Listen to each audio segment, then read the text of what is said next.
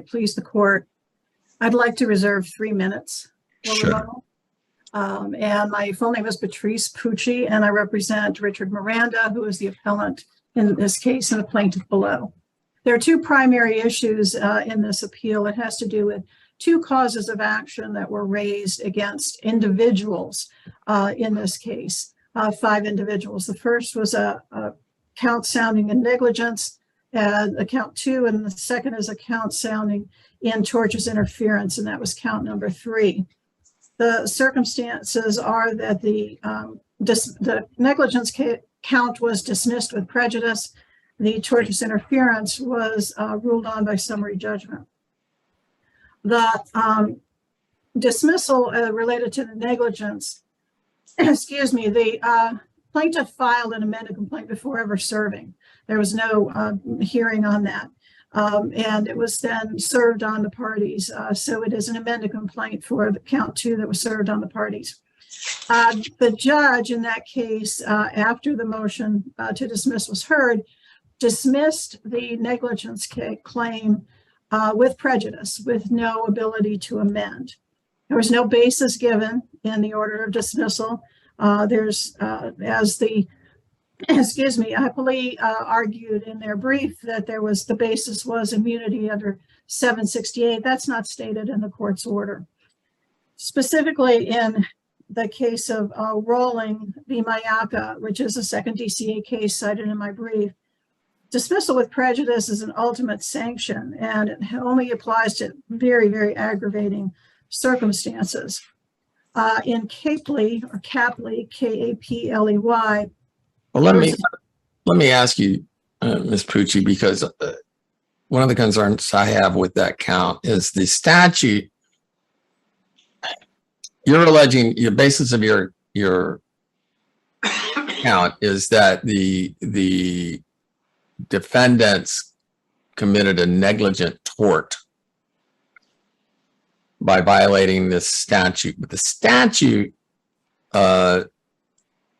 strongly suggests that it is an intention. If anything, it would be an intentional tort, correct? I mean, it says if these 2 or more persons agree, conspire, combine, or confederate for the purpose of preventing any person from procuring work. I mean, that is not, you don't accidentally do something for the purpose, correct? You don't negligently do something for the purpose, or you don't negligently conspire. So I'm not sure that gets you anything that your other count doesn't get you, which is a tortious interference count. The distinction, Your Honor, is that the negligence is not brought as a statutory cause of action. It is only the statute that provides the duty. And we have the precedent in the Florida Supreme Court in purely negligence cases. I mean, these people didn't negligent. I mean, go ahead. Okay. And the cases of DeJesus versus Seaboard and Gracie versus Eaker, both Florida Supreme Court cases, and the Department of Corrections versus Abril, a Supreme Court case, which affirmed the Second District Court ruling that when a statute has created a clear duty of care, the violation of that duty can generate a viable cause of action in tort. Okay. It doesn't say what tort. Articulate the duty of care arising from that statute for me, please. The duty of care is for 2 or more people not to interfere with somebody's employment. Specifically, it has to be a discharge of their employment. What we're arguing. Well, not to agree, conspire, combine, or confederate for the purpose of interfering with the employment. Correct. Correct. So the duty of care is not to commit an intentional tort. Again, based on the DeJesus and the Gracie v. Eaker and the Abril case, those cases deal with penal statutes. They deal with statutes that are statutes that require intent because they're criminal statutes. But they do allow the duty in that statute to be argued as a negligence claim. And so that's the precedent, Your Honor. So we have the circumstance that we have intent implied with the criminal aspect of the statute. But again, this is not a statutory cause of action. This is saying that the duty is then transported to a negligence action. So that's where I believe the distinction is. I understand the confusion in that, but that is what the Florida Supreme Court has looked at. In the Gracie v. Eaker case, as a matter of fact, they were specifically looking at impact and the impact rule and whether that had to be applied. And the Supreme Court in that case said, no, under those particular circumstances, it dealt with the statute regarding confidentiality, and that the emotional distress attached to that being disclosed, that would be a circumstance that the impact rule would not apply, and they allowed that to go forward. And that would be the circumstance that we have, Your Honor. So I am in agreement with you that the criteria under the negligence claim would be different than the criteria under the tortious interference claim, because of course the negligence claim is a negligence claim. The tortious interference claim would require intent, and it does require intent, and that does make them distinctive, and that is part of the reason that both causes of action were brought.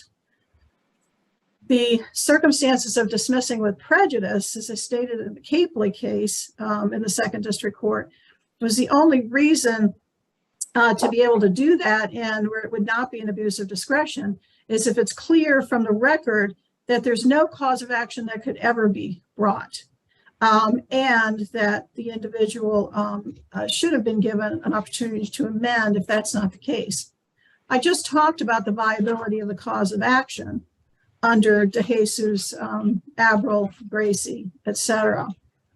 There are other circuit courts that have also found the applicability of a negligence claim based on a criminal statute, which has intent in it, but the negligence claim would not. As far as facts, plaintiff did set forth 2.5 pages of facts identifying acts by the individual plaintiffs that were in violation. The circumstances of not allowing amendment is there was no abuse of that, and that's another circumstances. If amendment has been abused, then it's certainly within the discretion of the court. As I stated, the amendment was made voluntarily, an amendment was made voluntarily by the plaintiff before service was ever undertaken. It was the very first time that it went in front of the judge that the judge stated that there was going to be a dismissal with prejudice. So there was no abuse of the court allowing amendment and multiple amendments being made. There is no indication of the privilege to amend being abused, as is a criteria required in the Calandria case cited in the brief, which was a second DCA case. At the time the defendant's motion to dismiss was filed, the amended complaint had just been served 5 months previous. There's no trial date set. There's no finding in the court as to why there was a dismissal with prejudice. Plaintiff moved for rehearing and moved to amend count 2 before that was presented to the initial judge in this case per his practice preferences. That was not ruled on before he retired. So we had a new judge that came in, and that was resubmitted to the trial judge, who did ultimately rule on the motion for rehearing associated with the negligence claim, and denied the rehearing and denied the request to amend. The second issue before the court is tortious interference claim. And the circumstances are that we had individuals who were employed by the city of St. Petersburg. City of St. Petersburg was also a defendant in the case and remains a defendant in the case. We have the circumstance that one of the arguments can be made, or is attempted to be made, that an individual employee within a place of employment would not be individually liable. However, under tortious interference requiring a third party involvement.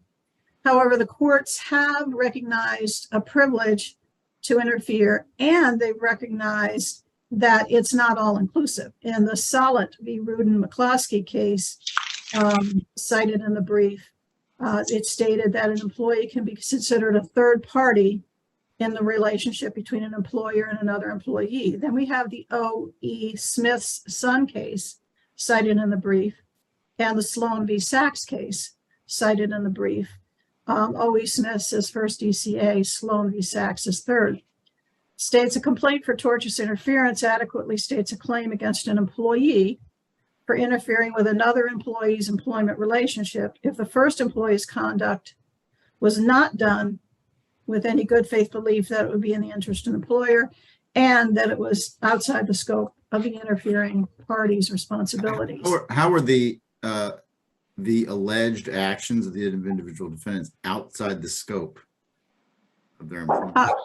Yes, Your Honor. There are many allegations that that the individuals violated their own policies in decisions that were made. Does that take it out of the scope? In other words, if I'm making widgets but I make the widgets in The wrong color. in accordance with the SOPs, Right.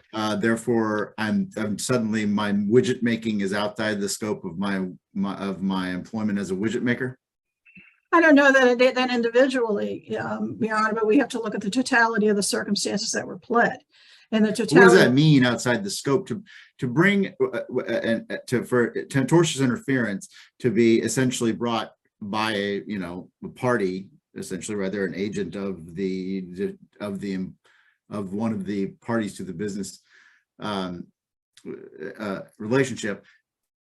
You have to take it out of the. You have to make this exception to allow that, and I want you to explain to me what outside the scope of employment means. Well, let me first state, Your Honor, that the McGee case of McGee v. Volusia County talks about assessing whether someone's acting in or outside the scope of their employment as a question for the jury. So we have that aspect.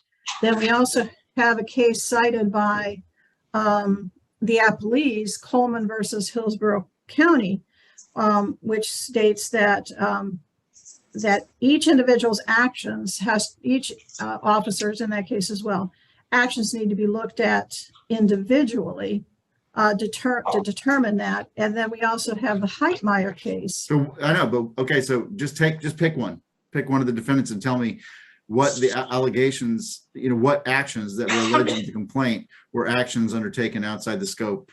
All right, for an example, I will talk about Candace Markland. Candace Markland was brought in to her position to be a supervisor over Officer Miranda, and in part by Karen Eichler, who was the lieutenant in that case. Candace Markland was the sergeant. Candace Markland was in a circumstance where she filed an internal affairs investigation against Richard Miranda, partially for payroll issues. She had other payroll issues with other individuals under her, but she did not bring a case against them for that. She also so wait a minute. So filing wasn't that within the scope of her? Not within the scope of her employment. Let me continue to some of her actions. During that IA investigation, she signed a sworn statement saying that Officer Miranda stated that he had maintenance done on his vehicle. And another individual, William Burris, made a sworn statement saying that Officer Miranda had said to them that he had PM done on his vehicle maintenance. Officer Miranda clearly stated to IA and the review board that he did not state that. We had a recording of that meeting where that was alleged that he lied, and it was determined that no, actually it was Ms. Markland and Mr. Burris who made misrepresentations in their sworn statements, because Officer Miranda never stated that he had PM on this vehicle. He was ultimately discharged. And there was a circumstance that the chief of police had specifically stated to individuals, or stated to everyone, that if people falsified information, they would be fired. So there was knowledge that he would potentially be fired for this falsification, but the claim of falsification was itself false. Then we have the circumstance that while Officer Miranda was fired for falsification, when it was determined that Candace Markland and William Burris had falsified information, Chief Holloway did not terminate their employment. Officer Miranda was treated differently. What is the difference? He had filed a claim of discrimination within the city. So that's one example of something that would be in violation of the law, would certainly be outside of their employment, and retaliating against somebody for bringing a charge of discrimination was also pled in the complaint. As far as whether that was within or without the scope of their employment, as I stated in the McGee case specifically, if there's a discussion that scope of employment does need to be decided by the trier of fact, and that should have gone to the jury, because scope of employment was the only issue raised at the motion for summary judgment with affidavits that we have taken the position were completely deficient, in that they were conclusory, simply said they were acting. We might be able to conduct this discussion in the abstract and wonder whether if let's say I'm your boss and I demote you for purposes that run afoul of the civil rights law. Isn't it nonetheless within the scope of my employment to demote you? Albeit I did it in for improvident reasons and reasons that violate the law. Isn't it within the scope of my employment as your supervisor to demote you? It depends on how the demotion is undertaken, Your Honor. I'm not sure it does, and I just want to be upfront with you the way I view the case, so that I think you've gotten to the nubs. I think there's another way of looking at it, and it doesn't matter how it was undertaken, because that goes to what I was trying to elicit from you, is what does it mean to be in the scope of your employment? It doesn't matter how it was undertaken. If what was undertaken was in the scope of your employment, you cannot bring an action for tortious interference for what an employee did, right? Well, as I stated, Your Honor, I think that's based on the case law, that's a jury decision as to whether or not it's within the scope of their employment or not. I'm out of my time. Would you like me to continue to answer questions, or what would the You use your time as you wish and reserve the rest for rebuttal if you want. It's up to you, Ms. Pucci. You're not bound by what you told me before. Okay. The only thing I want to state about the affidavits is we've clearly identified in my brief that the trial court relied for summary judgment. The trial court relied on the Anderson case. The trial court did not make a finding that they were acting with the scope of their employment. Trial court did not make a finding of immunity as the appellees claim. The trial court relied on Anderson, stating that the evidence was one-sided. However, that the Anderson, there's a dissent in there where the justice states that this one-sided application is not within any precedent that he could find. We also have the circumstances that Anderson did not look at the first step of summary judgment. They said it presumed that the burden had been met by the movement, and we don't have that situation here. The only thing the movement put forth were self-serving conclusory affidavits. So there was no, under the Edmondson case cited in the brief, there was no obligation for plaintiff to even bring any information forward. But they did rely on the pleadings, and they were admitted into evidence. That's all I have, Your Honor. Okay, thank you, Ms. Pucci. All right, Mr. Patner. Good morning, Your Honors.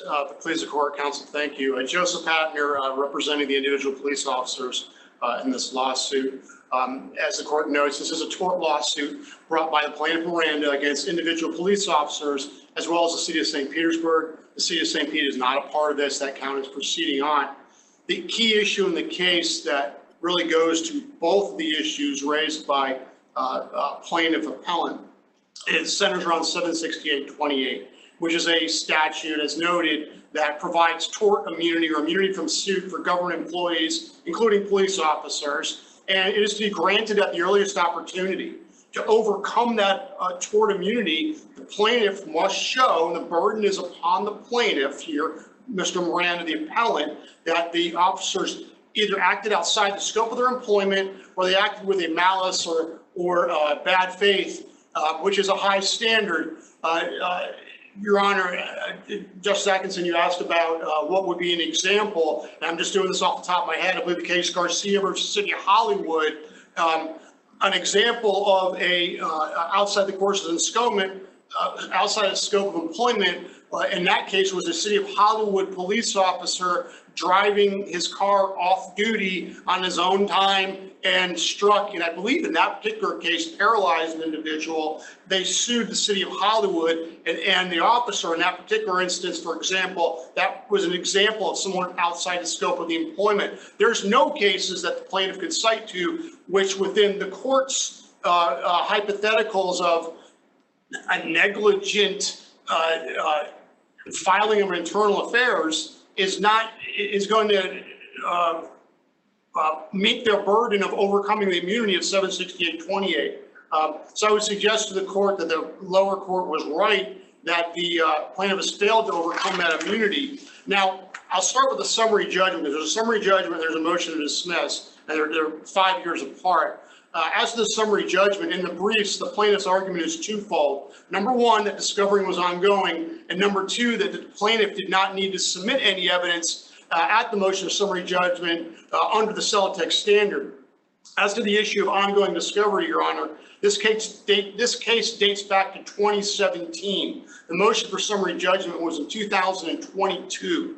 In that intervening 5 years, there was 2 notices from the clerk of the plaintiff's failure to prosecute this case, a discovery cutoff in the year prior of October of 21, and there were no depositions taken. The plaintiff cannot say or argue to this court that discovery was ongoing. This court, second DCA, and I've cited a couple in my brief, has found much less time is sufficient for discovery for purposes of summary judgment. And then that gets to the second argument, Your Honors, as part of the summary judgment, that the plaintiff somehow overcame the burden of the summary judgment motion. Under Celotex, which, as the courts are aware, this is what we're operating under for the last 2.5 years now, the burden is not on the non-movement. It's not on the officers to produce evidence. The burden is on the plaintiff, and once we raise the issue. The issue of 768-28 was plainly raised by the officers. It was raised in the pleadings. It was raised in the affidavits. And in fact, we did file affidavits indicating they were within the course of their scope of their employment and that they were not acting with malice or in bad faith. Obviously, it's difficult to disprove a negative, but the issue's clearly been raised. The burden now shifts to the plaintiff, but the plaintiff disputes in the brief that it shifts to her. I would suggest to the court there's 2 recent, I suggest to the plaintiff that there's 2 recent, I suggest to the court, I lied, 2 recent second DCA opinions discussing this burden shift, Adventa versus FTE and Wendell versus Please, both of them discussing Celotex, saying there is no express or implied requirement under Celotex for the movement, here the officers, to support its motion with any evidence in order to shift the burden over to the plaintiff. We've raised the evidence and we went beyond the requirement by filing the affidavits. The dictates of Celotex and this court is very clear. The officers not need the immunity, they need the affidavits, they just needed to raise the issue of immunity, and we did so beyond question. The burden under Celotex now shifted to the plaintiff. In response, the plaintiff did nothing. The plaintiff did not file a single piece of evidence at the motion for summary judgment and made 2 arguments. One, that discovery was ongoing, which I addressed a moment ago. And secondly, they said, well, we'll rely on the pleadings because the complaints and evidence. Well, complaints are not evidence. And the case law specifically says you have to go past the pleadings and provide evidence under Celotex as the non-movement to overcome summary judgment. And I've cited several cases in my brief, in particular, Brevard County versus Watersmark is a recent 2022 state case discussing this new Celotex standard in the state context, and very clearly says that the plaintiff here must bring forth evidence beyond the pleadings. They didn't do that at all. They didn't attempt to do that. There's no record evidence whatsoever, Your Honors, of any evidence brought forth by the plaintiff to overcome the immunity or to meet the burden under Celotex. I would point out that in the plaintiff's brief, when discussing this issue, most, if not all, of the state cases cited by Miranda are all pre-Celotex state cases, and I would argue to the court, none of those really have any applicability now.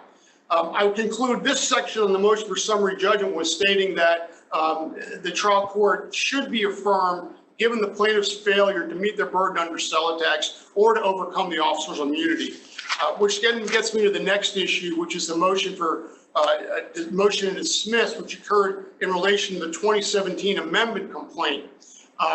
This was regarding a failure to state a cause of action in regards to and how it relates to the immunity under the 768-28. The plaintiff's argument in regards to this motion to dismiss is really twofold. They either stated a cause of action or they're entitled to an amendment.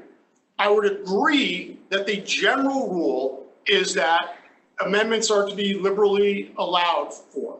However, there's a big exception to that. If the amendments were to be futile, then it would not be an abuse of discretion to deny the amendment. Here, it would be futile for three reasons. Number one, the plaintiff tries to concoct an alleged per se violation of this statute, which is 448.045, which is an employment to generalized employment statute, which the court's addressed, as some sort of substitute to overcome the officer's immunity, or a substitute for malice, or a substitute for acting outside the course and scope of their employment.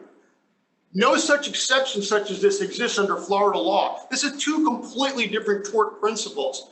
The plaintiff cannot show you a case in which a violation of this statute was somehow some type of negligence per se count. It just doesn't exist under Florida law.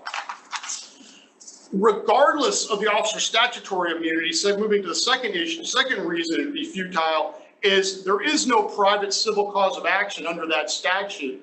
Two federal cases I cited in my motion, which is Bibby versus Knight and Irwin versus Miami-Dade. Bibby in particular relies on this court and Ochoa versus Morrison, stating that these are criminal penalty cases. There is no private cause of action, and thus any type of cause of action stated here or amendment to attempt it would be futile.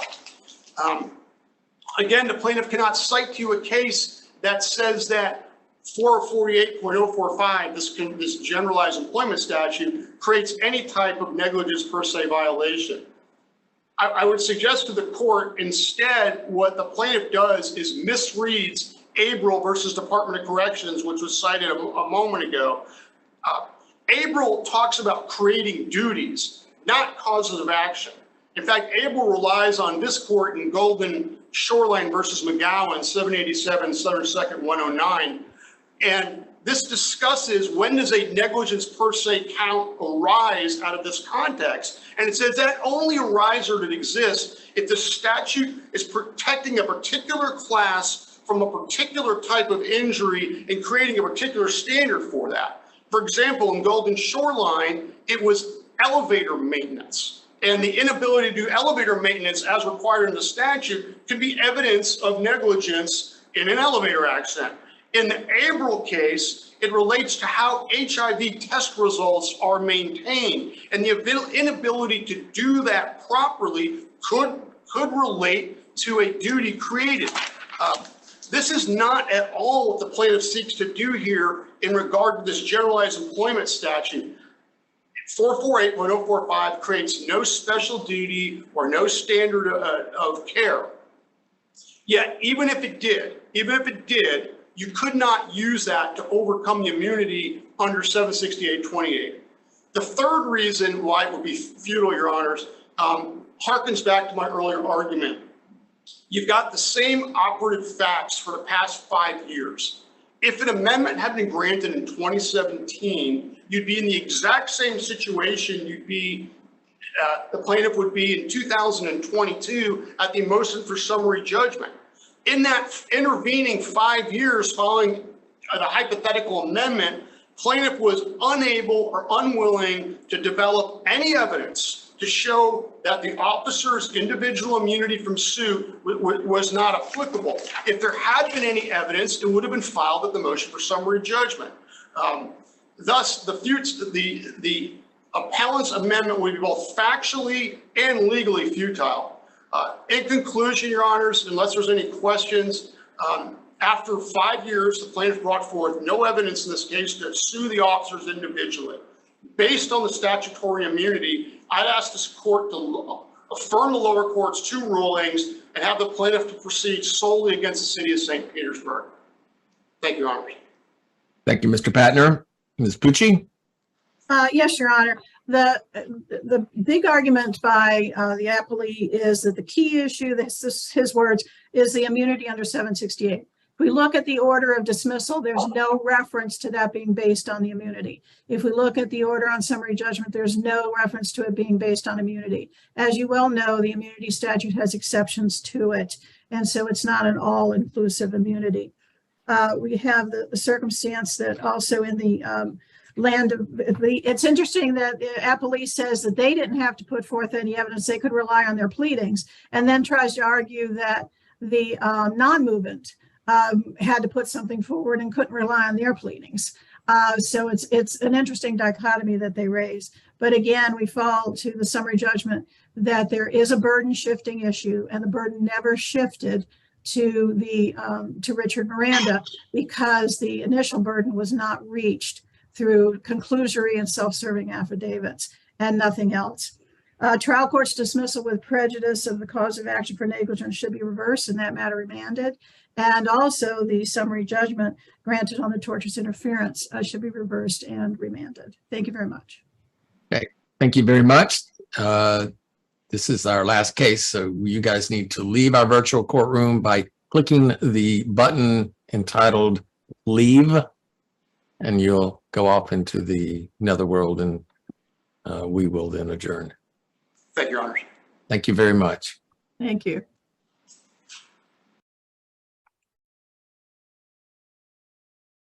I'll try again. Oh, there you are. You're still there, Ms. Pucci. I know.